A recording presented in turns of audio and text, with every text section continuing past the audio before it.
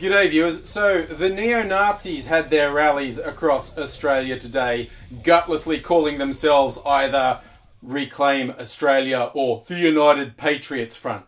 Listen, when your event is promoted by neo-Nazis, attended by neo-Nazis, when you have to say in all your communications ahead of time, nobody have any Nazi symbols or say any Nazi slogans. You're fucking Nazis, okay? And you're snivelling, cowardly, worthless Nazi scumfucks, and most of you won't have the guts to own up what you are. And the just ridiculous nature of, I'm not racist, I'm just against Sharia law. Get fucked, you moron! That's not a thing. It's never going to happen. You know what? If you're opposed to Sharia law, fucking stay at home, because it's never going to happen here, okay? It simply isn't. But you want to get out and mouth. There is nobody who offers any defense for these fuckwits who isn't a fucking racist. It's as simple as that.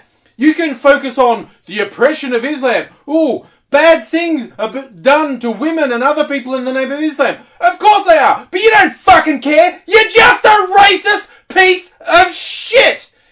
Anyway, they were out today, and everywhere they went, they were outnumbered by anti-racist counter-protesters, particularly in Melbourne, where they were outnumbered more than 10 to 1, just to tell them what's what.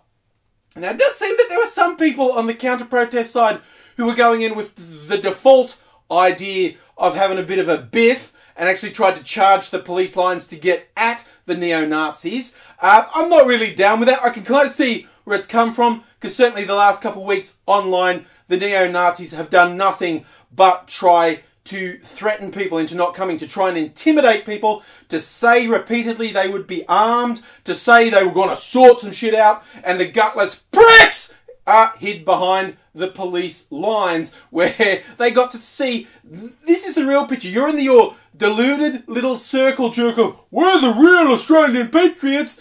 You're outnumbered more than 10 to 1 by people who are fucking decent humans. You scumbags.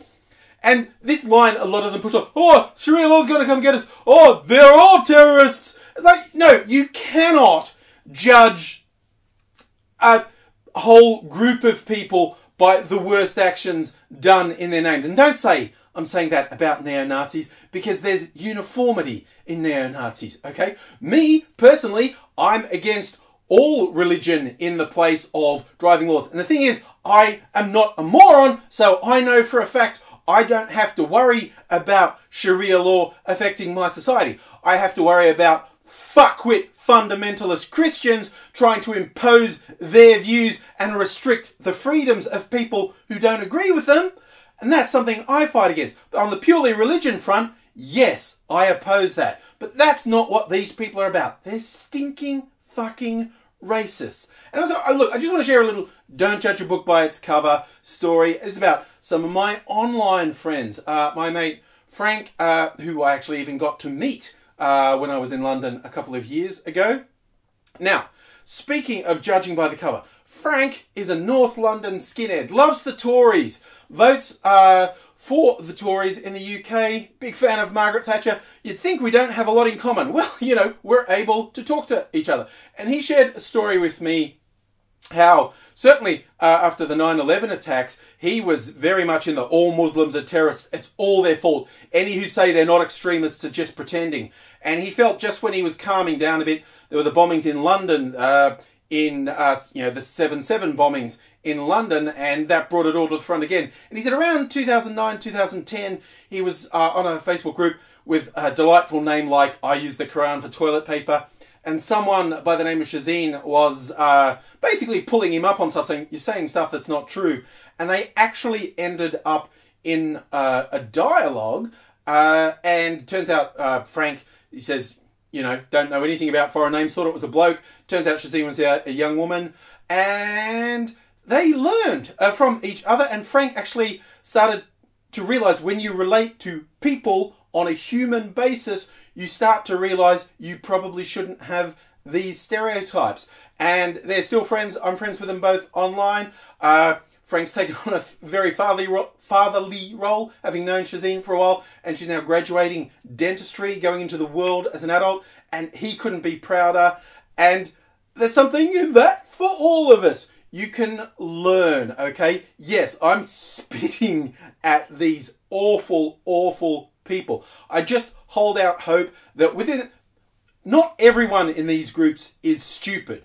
Everyone in these groups is promoting racism. The ones who won't admit to it really annoy the shit out of me. But I just hope as time goes by, at least some of them can start to realize, again, maybe someday you'll end up having a dialogue from someone who has a different world experience to you, and you might realize you don't know it all, and people can just be people, even when they come from different environments, have different worldviews, different religions, or lack thereof. So yeah, let's not fool ourselves when someone is being a racist. Let's not fool ourselves when someone is being an extremist, where someone is using their religion to hide the fact they're just being fucking awful and they're either oppressing people or murdering people. There is no defense for that. That is the worst of humanity. But maybe deep down there's a bit more of the good in humanity. And that's what I hope for. And I think if we all keep a slightly open mind, we might learn something. Let's do our best.